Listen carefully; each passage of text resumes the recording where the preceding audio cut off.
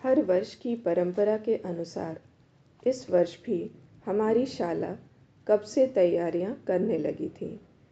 सबसे बड़े साहब शाला के निरीक्षण पर आने वाले थे। ऐसा रिवाज था कि सबसे बड़े साहब जब आए तो लड़के उनके समक्ष संवाद बोलें, कविता पाठ करें, ड्रिल करके बताएं और साहब उनमें से श्रेष्ठ को इनाम दें। दूसरों को भी कुछ न कुछ इनाम दें और पूरी शाला को उस दिन मिठाई बांटी जाए।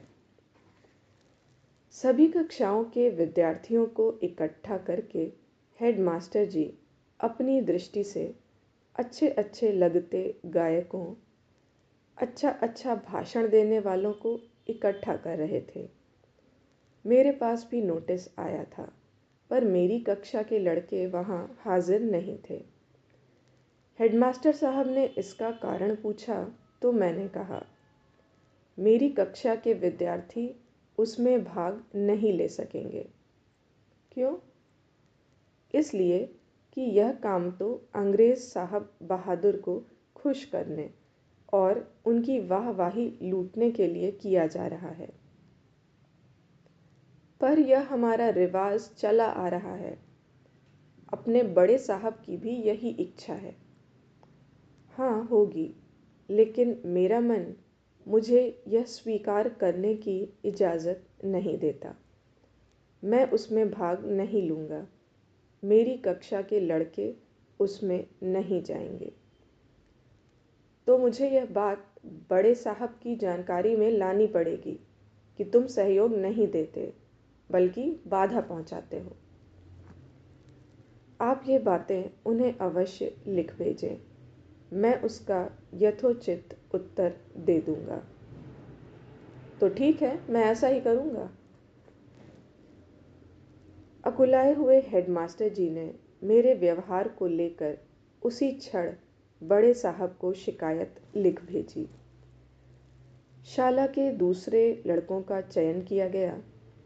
श्याम जी और भीम जी को संस्कृत के श्लोक बोलने के लिए रखा गया।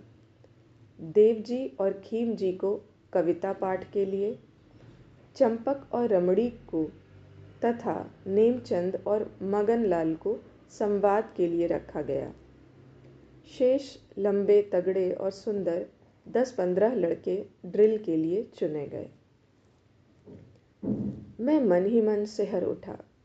धन्य रे धन्य हेडमास्टर साहब को, शाला को, शिक्षण की वर्तमान रीति नीति को।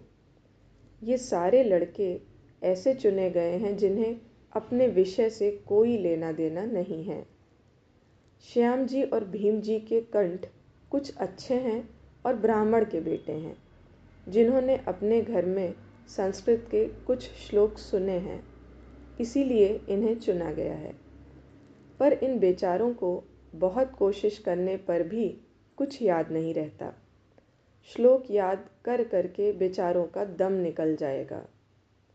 पर ऐसी दशा में यही होता है। मैं मन में दुखी होता घर चला गया। खाना खाकर उठा ही था कि बड़े साहब की चिट्ठी मिली। चले आना, थोड़ा काम है। मैं तो जानता ही था कि क्या काम है। ईश्वर का नाम लेकर मैं साहब के ऑफिस गया।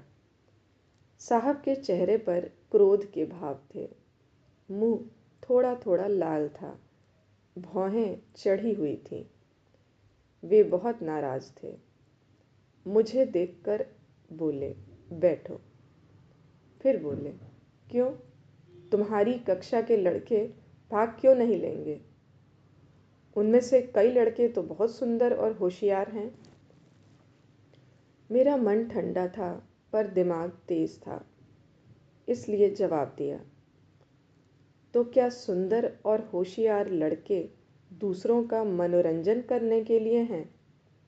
दूसरों के सामने नाच कूद कर शाला की झूठी वाहवाही लूटने के लिए हैं? मेरा तेज जवाब सुनकर बड़े साहब कुछ ठंडे पड़े और बोले, जलसों का आयोजन करना कोई नई बात तो है नहीं। कई वर्षों से यह रिवाज चला आ रहा है। सबसे बड़े साहब जब आते हैं तो यही सब होता है। क्षमा करें साहब, मैं भी ज़रा नर्म होकर बोला। भले ही ऐसा होता आया हो, पर हमको इसे रोकना चाहिए। यह तो हमारा सरासर ढोंग दिखाना है और साहब को भी धोखा देना है। वो कैसे? वह ऐसे कि हम जो सब उनको बताएंगे वह सब मार पीट करके रटा रटा कर तैयार करवा कर बताएंगे। फिर यह जो कुछ हम उन्हें पढ़ाते हैं उसका सच्चा स्वाभाविक नतीजा थोड़े ही है। कई दिनों तक रिहर्सल चलेगी, रटंत चलेगी, तब तोते की तरह लड़के बोलेंगे और वह भी पीछे से मदद मिलेगी तब। लड़कों का समय और प्राण दोनों नष्ट होंगे, पढ़ाई पिछड़ेगी। आज जिन लड़कों को इन सब कामों के लिए चुना गया है वे सब ऐसे हैं कि एकाएक हैरान हो जाएंगे, तब कहीं जाकर तैयार होंगे। पर इसमें धोखा देने जैसा क्या हुआ? धोखा इस तरह कि हम साहब के दिमाग में यह बिठाना चाहते हैं कि हमारे लड़के होशियार हैं, हमारी शाला सुंदर है, हमारा काम सर्वोत्कृष्ट है। पर हम जानते हैं कि हकीकत क्या है और क्या नहीं। साहब कुछ देर मौन रहे, सोचने लगे। मैंने आगे कहा, हम तो ढोंग करते ही हैं, पर लड़कों को भी उसी रास्ते ले जाते हैं। साहब भी खुश होने की मुद्रा बनाएंगे और इनाम देते समय भाषण देंगे। इन लड़कों ने जो बुद्धिमत्ता और जानकारी परक काम करके दिखाए हैं, इनसे मैं बहुत खुश हुआ हूँ। वास्तव में इनमें से कई लड़के आश्वस्त करते हैं कि वे आगे चलकर अच्छे अध्येता, अच्छे नागरिक और श्रेष्ठ इंसान बनेंगे। इनको प्रोत्साहन देने के लिए जो इनाम देने की योजना की गई है उसका मैं स्वागत करता हूँ। आज इन विद्यार्थियों को पुरस्कार वितरित करते हुए मुझे अतीव आनंद का अनुभव हो रहा है। क्या ये सब उद्गार उनके दिल से निकलेंगे? क्या वे खुद नहीं जानते कि यह सब उनकी खुशामद के लिए किया जा रहा है? यदि इनाम लेने वाले लड़कों को रटाया गया न होता और तैयार किया गया न होता तो आज ये कैसे अध्ययनशील नागरिक और इंसान हैं, यह बात आप, इनके माता पिता और अध्यापक सब जानते हैं। बड़े साहब बोले, भाई तुम पोंगा पंडित हो, व्यवहार में कुछ नहीं समझते। सिद्धांत की बातें तुम्हारे आड़े आ जाती हैं, पर यहाँ उन्हें एक तरफ रखना पड़ेगा। मैंने कहा, भले ही रखें, पर मैं उसमें भाग नहीं ले सकूँगा। मुझे सहन नहीं होगी यह धांधली। तो क्या करोगे तुम? तो मेरी कक्षा को इस काम से मुक्त रखा जाए।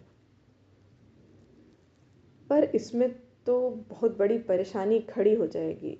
अन्य अध्यापक, अधिकारी और मेरी मुश्किलें बढ़ जाएंगी। उल्टे मुझे तो यह उम्मीद थी कि तुम्हारी कक्षा के लड़कों को देखकर साहब अधिक प्रसन्न होंगे, पर तुम तो। मैंने कहा, मुझे आप इससे तो मुक्त ही रखें। मैं साहब बहादुर को दिखाने लायक कुछ करूँगा। ऐसा कुछ करूँगा ताकि लड़कों का समय बर्बाद ना हो, व्यर्थ की मेहनत न करनी पड़े और मिथ्या ढोंग भी न करना पड़े। आप साहब बहादुर को मेरी कक्षा में ज़रूर लाइए। मुझे विश्वास है कि लड़कों का सहज स्वाभाविक काम देखकर आप और वे साहब दोनों प्रसन्न होंगे। ज़रा सोचकर बड़े साहब ने स्वीकार करते हुए कहा, अच्छी बात है, तब यूँ करो, तुम्हें इस काम से मुक्त रखने के लिए मैं हेडमास्टर को लिख दूँगा। पर देखना, तुम उन्हें चिढ़ाना मत, वे ज़रा पुराने ज़माने के हैं, तुम तो जोशीले जवान हो, मुझे तो तुम दोनों को साथ में लेकर चलना है, और तुम तो जानते ही हो यह काम कितना कठिन है। मैं मन ही मन अपने ढंग से साहब का आदर करते हुए बोला, अच्छा साहब, तो मैं इजाज़त ले लूँ?